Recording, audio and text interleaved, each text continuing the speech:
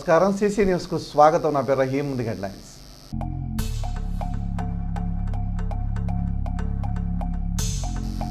లింగంగుంట్లలో జరిగిన సుపరిపాలనలో తొలి అడుగు కార్యక్రమం. ముఖ్య అతిథిగా పాల్గొన్న శాసనసభ్యులు ప్రత్తిపాటి పుల్లారావు.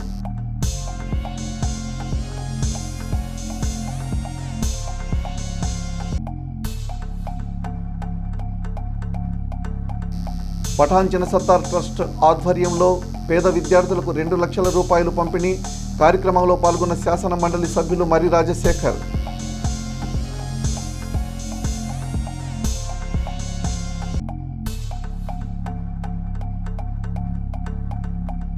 ముప్పై 38వ వార్డులో మంచినీటి బోర్ వేసిన వార్డు కౌన్సిలర్ జంగా సుజాత. సహకారం అందించిన అసిస్ట్ సంస్థ.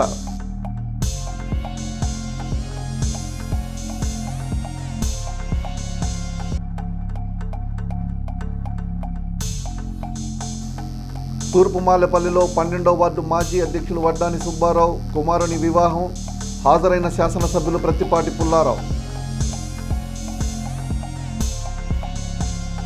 కూటమి ప్రభుత్వం ఏడాదిలో ప్రజలకు ఎంతో చేసిందని, దేశంలో ఏ రాష్ట్రంలో అమలు చేయని మంచి పథకాలు ప్రజలకు అందిస్తుందని మాజీ మంత్రి శాసనసభ్యులు ప్రత్తిపాటి పుల్లారావు తెలిపారు.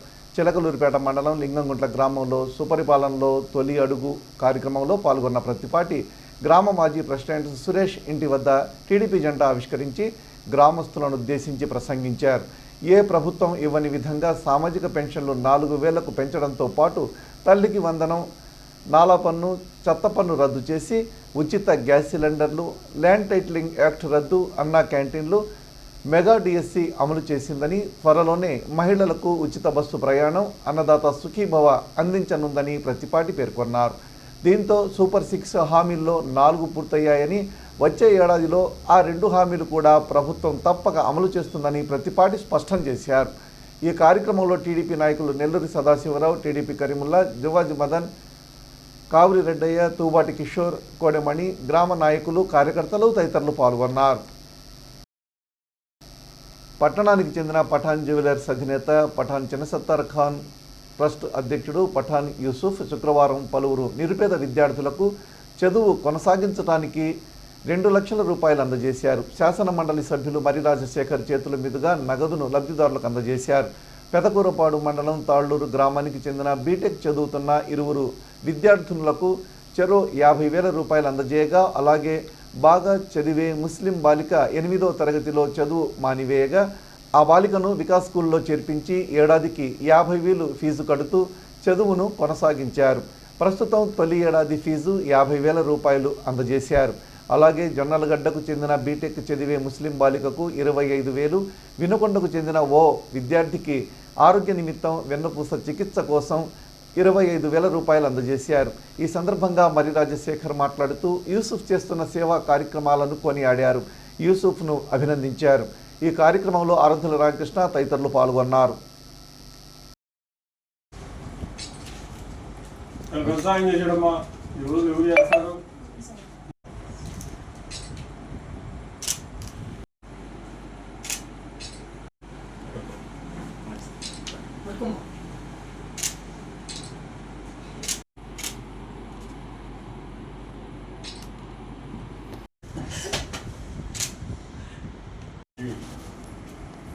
పఠాన్ చిన్నసత్తార్ గారు ఆయన కాలం చేసి ఇప్పటికీ 33 సంవత్సరాలు అయింది. ఆయన కుమారుడు యూసుఫ్ గారు మరి ఇన్ని సంవత్సరాలుగా కూడా ఆయన తండ్రిని జ్ఞాపకం చేసుకుంటూ ఆ తండ్రి జ్ఞాపకార్థం సేవా కార్యక్రమాలు చేయడం జరుగుతూ ఉంది. దాంట్లో భాగంగా ప్రతి సంవత్సరం కూడా రంజాన్ పండుగ సందర్భంగా చాలా పెద్ద ఎత్తున పేదలైనటువంటి ముస్లింలకి ఆర్థిక సాయం చేస్తూ ఉన్నాడు. వారికి పండుగ జరుపుకోవడానికి కావలసినటువంటి సరుకులు కూడా ఇప్పిస్తూ ఈ 33 సంవత్సరాలుగా ఈ కార్యక్రమాన్ని నిర్వహించడం జరుగుతూ ఉంది. అంతేకాకుండా తను ఈ చుట్టుపక్కల ఉన్నటువంటి గ్రామాల్లో కానీ జిల్లాలో కానీ పేపర్ల ద్వారా పేదవాళ్ళు ఇబ్బంది పడుతున్నటువంటి సంగతులు తెలుసుకొని తర్వాత వారి యొక్క వివరాలన్నీ కూడా తెలుసుకొని ఎక్కడైనా చదువుకోవడానికి ఆర్థిక స్తోమత లేక చదువు ఆగిపోయినా ఆరోగ్యం దెబ్బతిని మరి పేదరికంలో ఉండి ఆరోగ్యాన్ని బాగు చేయించుకోవడానికి అవకాశం లేక ఉన్నటువంటి కుటుంబాలని వీటన్నింటినీ ఎంత దూరమైనా సరే మరి వెళ్ళి వాళ్ళందరి యొక్క యోగక్షేమం తెలుసుకొని వాళ్ళ ఆర్థిక పరిస్థితి తెలుసుకొని వాడికి కూడా సహాయం చేస్తా ఉన్నాడు. ఈరోజు మరి యూసుఫ్ గారు మన పెదకూరుపాడు నియోజకవర్గంలోని 75 తాడుకు సంబంధించినటువంటి ఇరువురి అక్కా చెల్లెలకి ₹1,00,000 వారి చదువు నిమిత్తమై ఇవ్వడం జరిగింది. అట్లాగే మన చిలుకూరుపేటకు సంబంధించినటువంటి పాప మరి ఆ అమ్మాయి చదువుకోవడం కోసం సంవత్సరానికి ₹50,000 చొప్పున ఈ సంవత్సరం ₹50,000 కూడా ఇవ్వడం జరిగింది. ఆరోగ్యం బాగా దెబ్బతిని వైద్య ఖర్చుల నిమిత్తమై వారికి కూడా ₹25,000 ఆర్థిక సహాయం చేయడం జరిగింది. మరొకరు జొన్నలగడ్డకు సంబంధించినటువంటి పాప వారికి చదువుకోవడం కోసం మరొక ₹25,000 సహాయం చేసి ఈరోజు మొత్తం ₹2,00,000 ఈరోజు నా చేతుల మీదుగానే మరి యూసుఫ్ గారు వారికి ఇప్పించడం జరిగింది. వయసు చిన్నదైనా మరి పేదవాళ్ళని ఆదుకోవాలా, తనకి భగవంతుడు ఇచ్చినటువంటి స్తోమత ప్రకారం తనలో తనకు ఉన్నటువంటి ఆర్థిక వనరుల్ని మరి దృష్టిలో పెట్టుకొని తన దగ్గర మిగిలినటువంటి వాటిని కొంత భాగం వారికి ఇవ్వాలి. భగవంతుడు ఇచ్చాడు, అందరూ బాగుండాలి, అందరికీ సహాయం జరగాల, నాకు చేతనైనంతగా ఆర్థిక సహాయం చేస్తానని చెప్పి చాలా ఉదార స్వభావంతో ₹2,00,000 ఈరోజు ఇటువంటి అందులో యూసుఫ్ తను చిన్న వ్యాపారం బంగారు పోటు పెట్టుకున్నాడు. దాన్ని ఇన్ని సంవత్సరాలుగా వాళ్ళ నాన్న ఇచ్చినటువంటి వ్యాపారాన్ని నిర్వహించుకుంటూ మరి కుటుంబాన్ని 3 అన్నదమ్ములు వాళ్ళందరినీ కూడా మరి వృద్ధిలోకి తీసుకొచ్చుకుంటూ చిన్నవాడైనప్పటికీ కూడా మరి ఈ కార్యక్రమాన్ని నిర్వహిస్తూ అందరికీ కూడా ఆదర్శంగా నిలిచాడు. యూసుఫ్ను చూసి అందరం కూడా ప్రతివాడికి చేతనైనంత సహాయం చేయాలి, ఆర్థికంగా మనం ఆదుకుంటే అందరూ బాగుంటారు, సమాజంలో వారు కూడా పైకి వస్తారు. మరి చిన్నవాడైనా యూసుఫ్ చేస్తున్నాడు అనేటువంటి ఒక మెసేజ్ని మాత్రం అతను ఇవ్వడం జరిగింది. మరి అతని ద్వారా అందరూ కూడా అతను చేసేటువంటి సహాయ కార్యక్రమాలు తెలుసుకొని అతన్ని ఆదర్శంగా తీసుకొని మరికొంతమంది ముందుకు వచ్చి మరికొంతమంది పేద విద్యార్థులకు కానివ్వండి, మరి అనారోగ్యం పొందినటువంటి వాళ్ళకి కానివ్వండి సహాయం చేయాలని చెప్పి మరి మీ ద్వారా తెలియజేస్తా ఉన్నారు. గౌరవ శాసన మండలి సభ్యులు పెద్దలు గౌరవ శ్రీ మర్రి రాజశేఖర్ గారి చేతుల మీదుగా ఈరోజు పెదకూరపాడు నియోజకవర్గం 75 తాడు గ్రామానికి చెందిన 2 స్టూడెంట్స్, వాళ్ళు బాగా చదువుకుంటారు, ఆర్థిక స్తోమత లేదు, వారి గురించి ఈనాడు పత్రికలో రాయడం జరిగింది. దాని ద్వారా నేను వాళ్ళ గురించి వామక్షేగా బాగా చదువుతారు, పేదరికంలో ఉన్నారు అని చెప్పి నాకు తెలిసింది. అలాగే నరసరావుపేట పక్కన జొన్నలగడ్డ గ్రామానికి చెందిన ఒక పాప బీటెక్ ఫైనల్ ఇయర్, ఆ పాపకి మెస్ నిమిత్తం ఆ బాబుకి, అలాగే మినుకొండ గ్రామానికి చెందిన ఒక అబ్బాయికి ఆరోగ్య నిమిత్తం, అలాగే చిలకలూరుపేట పట్టణానికి చెందిన పాప 8th క్లాస్ అవుతున్న పాపకి, ఆ పాప చదువుకి నిమిత్తం ఈరోజు సార్ చేతుల మీదుగా వారికి ఆర్థిక సహాయం చేయడం జరిగింది. మరి ఇన్ని సంవత్సరాల నుంచి భగవంతుడు మమ్మల్ని చల్లని చూపు చూడబట్టే 10 మందికి మేము సహాయం చేసే ధైర్యం ఇచ్చాడు. అలాగే ఇటువంటి కార్యక్రమాలు ఏదైనా మా సార్ చేతుల మీదుగా నేను చేపిస్తాను. వారు ఎంతో ప్రోత్సహిస్తూ నన్ను ముందుకు తీసుకెళ్తూ సార్ కూడా ఎంతో నన్ను ప్రోత్సహిస్తున్నారు. ముఖ్యంగా నాకు ఇంత వెన్నుదట్టి ప్రోత్సహించే మా రాజశేఖర్ గారికి మనస్ఫూర్తిగా అభినందనలు తెలియజేసుకుంటూ మా రాజశేఖర్ గారి యొక్క ఆశీస్సులు ఎల్లవేళ మాపై ఉండాలని మనస్ఫూర్తిగా కోరుకుంటూ సెలవు తీసుకుంటాం. చిలకలూరిపేట నియోజకవర్గ అభివృద్ధి ప్రదాత మాజీ మంత్రి స్థానిక శాసనసభ్యులు ప్రత్తిపాటి పుల్లారావు ఆదేశాలతో అసిస్టు వారి సహకారంతో councillor Janga Sujatha, cluster in charge Telugu Desam party senior నాయకులు జంగా వినాయకరావు నేతృత్వంలో శుక్రవారం పట్టణంలోని 38వ వార్డు పోలరెడ్డిపాలెం గ్రామంలో కోండ్రుపాడు గ్రామంలో ప్రజలకు నీరందించే లక్ష్యంగా బోరు వేయడం జరిగింది. ఎన్నో సంవత్సరాల నుండి బోరు లేక ఇబ్బందులకు గురవుతూ ఇప్పుడు ఆ సమస్య లేకుండా చేసిన కౌన్సిలర్కి సహకరించిన నాయకులకి స్థానిక ప్రజలు ధన్యవాదాలు తెలిపారు. ఈ కార్యక్రమంలో వార్డు నాయకులు తదితరులు పాల్గొన్నారు. పట్టణంలోని 12వ వార్డు తూర్పుమాలపల్లిలో మాజీ అధ్యక్షులు దివంగత వడ్డాని సుబ్బారావు కుమారుని వివాహ మహోత్సవం శుక్రవారం జరిగింది.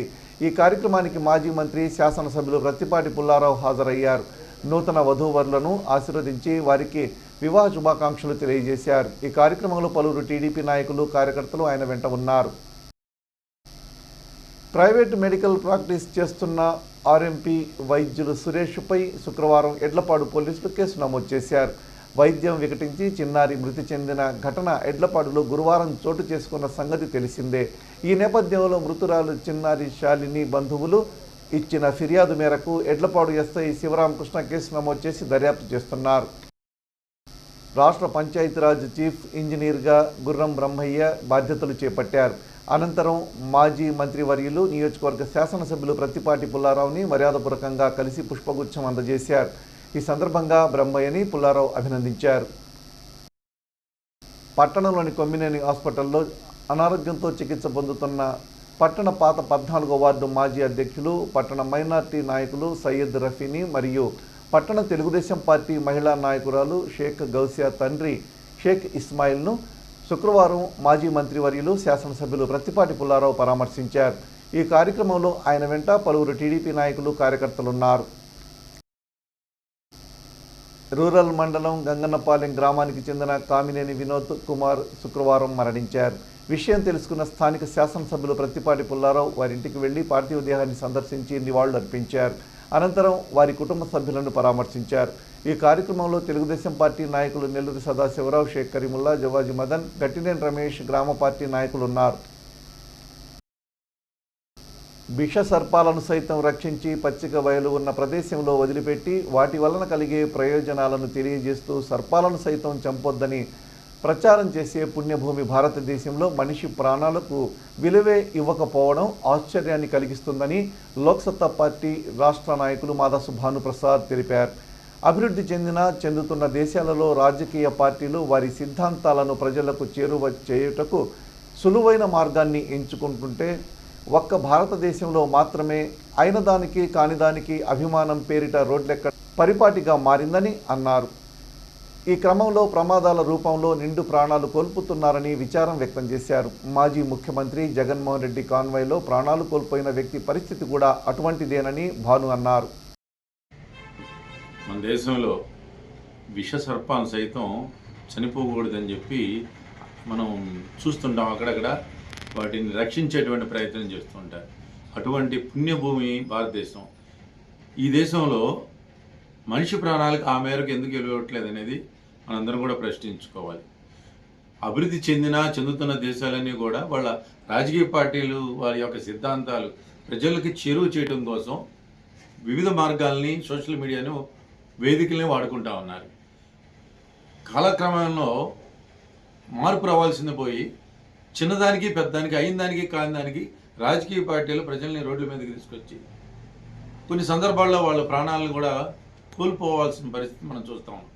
ఆ క్రమంలో జరిగింది జగన్మోహన్ రెడ్డి గారి కాలంలో జరిగిన ప్రమాదం. ఇది కేవలం రాజకీయ పార్టీలకే పరిమితం అంటే కానే కాదు.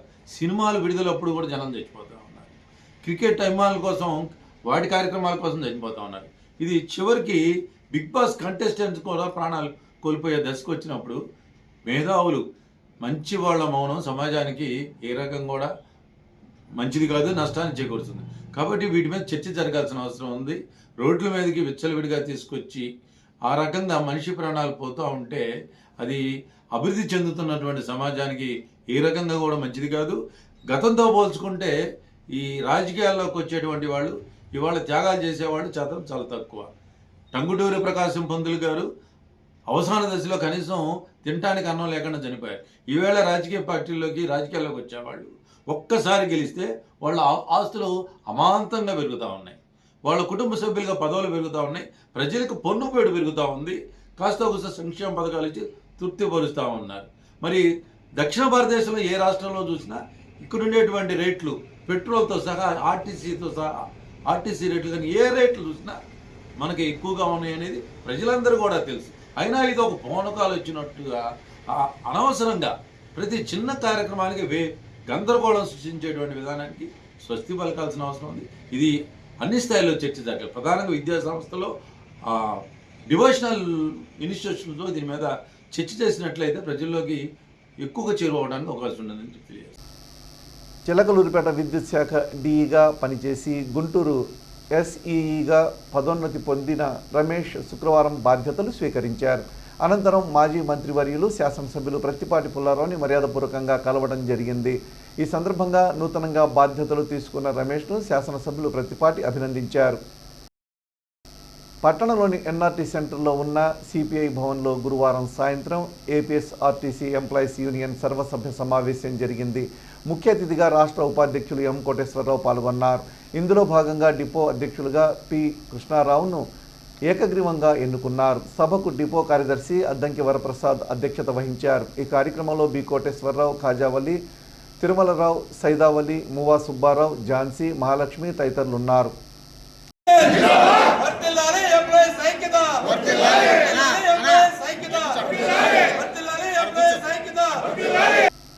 ఆర్ఎంపీ వైద్యం వికటించి చిన్నారి మృతి చెందిన సంఘటన గురువారం ఎడ్లపాడులో జరిగింది. ఈ నేపథ్యంలో చిన్నారి మృతదేహంతో ఆర్ఎంపీ వైద్యశాల ఎదుట కుటుంబ సభ్యులు ధర్నా నిర్వహించారు. ఎడ్లపాడు మండలం జగ్గాపురం గ్రామానికి చెందిన బొంతు శాలిని అనే బాలిక మృతి చెందింది. ఎడ్లపాడు గ్రామంలోని ఒక మందుల షాపులో 3 రోజుల క్రితం సురేష్ అనే ఆర్ఎంపీ వైద్యుడు బాలికకు ఇంజెక్షన్ ఇవ్వగా అపస్మారక స్థితిలోకి వెళ్ళింది. ఇది గమనించిన కుటుంబ సభ్యులు హుటాహుటిన గుంటూరు ప్రైవేట్ ఆసుపత్రికి తరలించారు. ప్రైవేట్ ఆసుపత్రిలో బాలిక మరణించడం జరిగింది. సిసి న్యూస్ ఇంతటితో సమాప్తం. తిరిగి మరో బులెటిన్లో మళ్ళీ కలుద్దాం. అంతవరకు సెలవు. నమస్కారం.